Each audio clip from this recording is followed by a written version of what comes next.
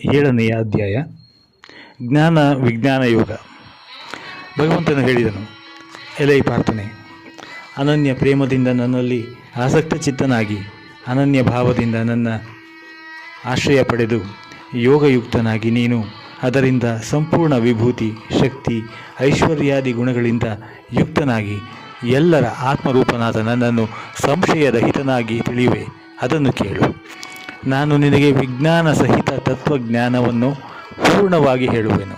ಅದನ್ನು ತಿಳಿದ ಮೇಲೆ ಈ ಜಗತ್ತಿನಲ್ಲಿ ಮತ್ತೆ ಬೇರೆ ಯಾವುದೂ ತಿಳಿಯಬೇಕಾದುದು ಬಾಕಿ ಇರುವುದಿಲ್ಲ.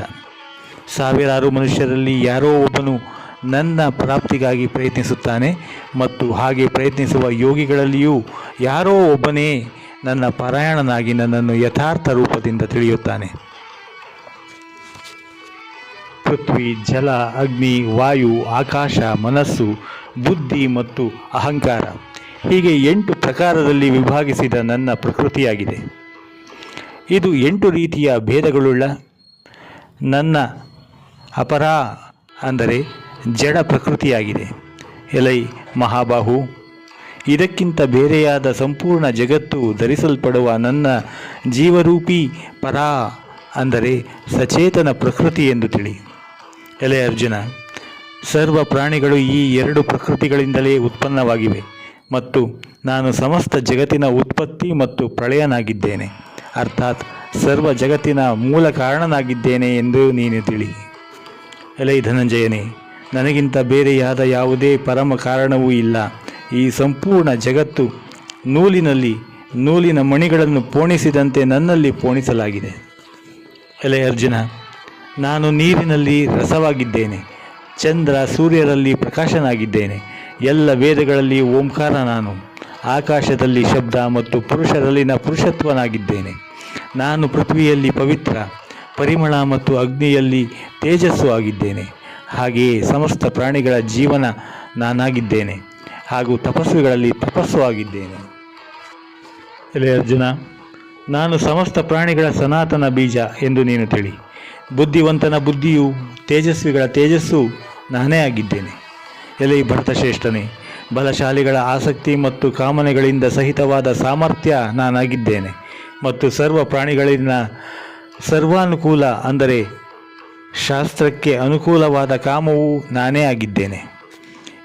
ಇನ್ನು ಸತ್ವಗುಣದಿಂದ, ರಜೋಗುಣದಿಂದ, ತಮೋಗುಣದಿಂದ ಉತ್ಪನ್ನವಾಗುವ ಭಾವ ಮತ್ತು ಪದಾರ್ಥಗಳೆಲ್ಲವೂ ನನ್ನಿಂದಲೇ ಉಂಟಾಗುತ್ತದೆ ಎಂದು ನೀನು ತಿಳಿ. ಆದರೆ ನಿಜವಾಗಿ ನೋಡಿದರೆ ಅವುಗಳಲ್ಲಿ ನಾನು ಮತ್ತು ನನ್ನಲ್ಲಿ ಅವುಗಳು ಇಲ್ಲ. ಗುಣಗಳ ಕಾರ್ಯರೂಪ ಸಾತ್ವಿಕ, ರಾಜಸ ಮತ್ತು ತಾಮಸ ಈ 3 ಪ್ರಕಾರದ ಭಾವಗಳಿಂದ ಎಲ್ಲ ಜಗತ್ತಿನ ಪ್ರಾಣಿ ಸಮುದಾಯವು ಮೋಹಿತವಾಗಿದೆ. ಆದ್ದರಿಂದ ಈ ತ್ರಿಗುಣಗಳಿಗೆ ಅತೀತನಾದ ಅವಿನಾಶಿಯಾದ ನನ್ನನ್ನು ಅವರು ತಿಳಿಯುವುದಿಲ್ಲ. ಏಕೆಂದರೆ ಈ ಅಲೌಕಿಕವಾದ ಅರ್ಥಾತ್ ಅದ್ಭುತ ತ್ರಿಗುಣಾತ್ಮಕ ನನ್ನ ಮಾಯೆಯನ್ನು ದಾಟುವುದು ಬಹಳ ಕಷ್ಟವಾಗಿದೆ. ಆದರೆ ಕೇವಲ ನನ್ನನ್ನೇ ನಿರಂತರವಾಗಿ ಭಜಿಸುವವರು ಈ ಮಾಯೆಯನ್ನು ದಾಟಿ ಬರುತ್ತಾರೆ, ಅಂದರೆ ಜಗತ್ತಿನಿಂದ ಪಾರಾಗಿ ಹೋಗುತ್ತಾರೆ. ಮಾಯೆಯು ಯಾರ ಜ್ಞಾನವನ್ನು ಅಪಹರಿಸಿದೆಯೋ ಅಂತಹ ಅಸುರಿ ಸ್ವಭಾವವನ್ನು ಆಶ್ರಯಿಸಿರುವ ಮನುಷ್ಯರಲ್ಲಿ ನೀಚ ಮತ್ತು ದೂಷಿತ ಕರ್ಮ ಮಾಡುವ ಮೂಢ ಜನರು ನನ್ನನ್ನು ಭಜಿಸುವುದಿಲ್ಲ. ಎಲೈ ಭರತ ವಂಶೀಯರಲ್ಲಿ ಶ್ರೇಷ್ಠ ಅರ್ಜುನ, ಉತ್ತಮ ಕರ್ಮಗಳನ್ನು ಮಾಡುವ ಅರ್ಥಾರ್ಥಿ, ಅರ್ಥ ಜಿಜ್ಞಾಸು ಮತ್ತು ಜ್ಞಾನಿ ಹೀಗ 4 ಪ್ರಕಾರದ ಭಕ್ತ ಜನರು ನನ್ನನ್ನು ಭಜಿಸುತ್ತಾರೆ. ಹೀಗೆ 4 ಪ್ರಕಾರದ ಭಕ್ತ ಜನರು ನನ್ನನ್ನು ಭಜಿಸುತ್ತಾರೆ. ಅವರಲ್ಲಿ ಯಾವಾಗಲೂ ನನ್ನಲ್ಲಿ ಐಕ್ಯ ಭಾವದಿಂದ ಸ್ಥಿತರಾಗುವ ಅನನ್ಯ ಪ್ರೇಮ ಭಕ್ತಿಯುಳ್ಳ ಜ್ಞಾನಿ ಭಕ್ತನು ಅತಿ ಉತ್ತಮನಾಗಿದ್ದಾನೆ. ಏಕೆಂದರೆ ನನ್ನನ್ನು ತತ್ವದಿಂದ ತಿಳಿದ ಜ್ಞಾನಿಗೆ ನಾನು ಅತ್ಯಂತ ಪ್ರಿಯನಾಗಿದ್ದೇನೆ ಮತ್ತು ಆ ಜ್ಞಾನಿಯು ನನಗೆ ಹೆಚ್ಚು ಪ್ರಿಯವಾಗಿದ್ದಾನೆ. ಇವರೆಲ್ಲರೂ ಉದಾರರಾಗಿದ್ದರೆ, ಆದರೆ ಜ್ಞಾನಿಯಾದರೂ ಸಾಕ್ಷಾತ್ ನನ್ನ ಸ್ವರೂಪವೇ ಆಗಿದ್ದಾನೆ ಎಂಬುದು ನನ್ನ ಮತವಾಗಿದೆ. ಏಕೆಂದರೆ ನನ್ನಲ್ಲಿ ಮನ ಬುದ್ಧಿಗಳುಳ್ಳ ಜ್ಞಾನಿ ಭಕ್ತನು ಅತ್ಯುತ್ತಮ ಗತಿ ಸ್ವರೂಪ ನನ್ನಲ್ಲಿಯೇ ಚೆನ್ನಾಗಿ ಸ್ಥಿತನಾಗಿದ್ದಾನೆ. ಅನೇಕ ಜನ್ಮಗಳ ಕೊನೆಯ ಜನ್ಮದಲ್ಲಿ ತತ್ವಜ್ಞಾನವನ್ನು ಪಡೆದ ಪುರುಷನು ಎಲ್ಲವೂ ವಾಸುದೇವನಾಗಿದ್ದಾನೆ ಹೀಗೆ ತಿಳಿದು ನನ್ನನ್ನು ಭಜಿಸುತ್ತಾನೆ. ಅಂತಹ ಮಹಾತ್ಮನು ಅತ್ಯಂತ ದುರ್ಲಭನು. ಆಯಾಯ ಭೋಗಗಳ ಕಾಮನೆಯಿಂದ ಯಾರ ಜ್ಞಾನ ಅಪಹೃತ ಆಗಿದೆಯೋ ಇಂತಹ ಜನರು ತಮ್ಮ ಸ್ವಭಾವದಿಂದ ಪ್ರೇರಿತರಾಗಿ ಬೇರೆ ಬೇರೆ ನಿಯಮಗಳನ್ನು ಪಾಲಿಸುತ್ತಾ ಇತರ ದೇವತೆಗಳನ್ನು ಪೂಜಿಸುತ್ತಾರೆ. ಯಾವ ಯಾವ ಸಕಾಮ ಭಕ್ತರು ಯಾವ ಯಾವ ದೇವತಾ ಸ್ವರೂಪವನ್ನು ಶ್ರದ್ಧೆಯಿಂದ ಪೂಜಿಸಲು ಬಯಸುತ್ತಾರೋ ಆಯಾ ಭಕ್ತನ ಶ್ರದ್ಧೆಯನ್ನು ನಾನು ಆಯಾ ದೇವತೆಯಲ್ಲಿ ಸ್ಥಿರಗೊಳಿಸುತ್ತೇನೆ. ಅವನು ಆ ಶ್ರದ್ಧೆಯಿಂದ ಯುಕ್ತನಾಗಿ ಆಯಾ ದೇವತೆಯನ್ನು ಪೂಜಿಸುತ್ತಾನೆ ಹಾಗೂ ಆ ದೇವತೆಯಿಂದ ನಾನೇ ವಿಧಿಸಿದ ಇಚ್ಛಿತ ಭೋಗಗಳನ್ನು ನಿಶ್ಚಿತವಾಗಿ ಪಡೆದುಕೊಳ್ಳುವನು. ಆದರೆ ಆ ಮಂದಬುದ್ಧಿಯು ಜನರ ಫಲವು ನಾಶಯುಕ್ತವಾಗಿದೆ. ಹಾಗೆಯೇ ದೇವತೆಗಳನ್ನು ಪೂಜಿಸುವವರು ದೇವತೆಗಳನ್ನು ಪಡೆಯುತ್ತಾರೆ ಮತ್ತು ನನ್ನ ಭಕ್ತರು ಹೇಗೆ ಭಜಿಸಿದರೂ ಕೊನೆಗೆ ನನ್ನನ್ನೇ ಸೇರಿಸ್ತಾರೆ. ಬುದ್ಧಿಹೀನರಾದ ಜನರು ನನ್ನ ಸರ್ವಶ್ರೇಷ್ಠ ಅವಿನಾಶಿ ಪರಮ ಭಾವವನ್ನು ತಿಳಿಯದೆ ಮನಸ್ಸು ಇಂದ್ರಿಯಗಳ ಅತೀತನಾಗಿರುವ ಸಚ್ಚಿದಾನಂದನ ಘನ ಪರಮಾತ್ಮ ಸ್ವರೂಪನಾದ ನನ್ನನ್ನು ಮನುಷ್ಯರಂತೆ ಹುಟ್ಟಿ ವ್ಯಕ್ತಿ ಭಾವವನ್ನು ಪಡೆದವನೆಂದು ತಿಳಿಯುತ್ತಾರೆ. ನನ್ನ ಯೋಗ ಮಾಯೆಯಿಂದ ಅಡಗಿರುವ ನಾನು ಎಲ್ಲರಿಗೆ ಪ್ರದರ್ಶನ ಆಗುವುದಿಲ್ಲ. ಆದ್ದರಿಂದ ಈ ಅಜ್ಞಾನಿ ಜನರು ಜನ್ಮರಹಿತನಾದ ಅವಿನಾಶಿಯಾದ ಪರಮೇಶ್ವರರಾದ ನನ್ನನ್ನು ತಿಳಿಯುವುದಿಲ್ಲ. ಅಂದರೆ ನನ್ನನ್ನು ಜನ್ಮ ಮರಣವುಳ್ಳವನೆಂದು ತಿಳಿಯುತ್ತಾರೆ.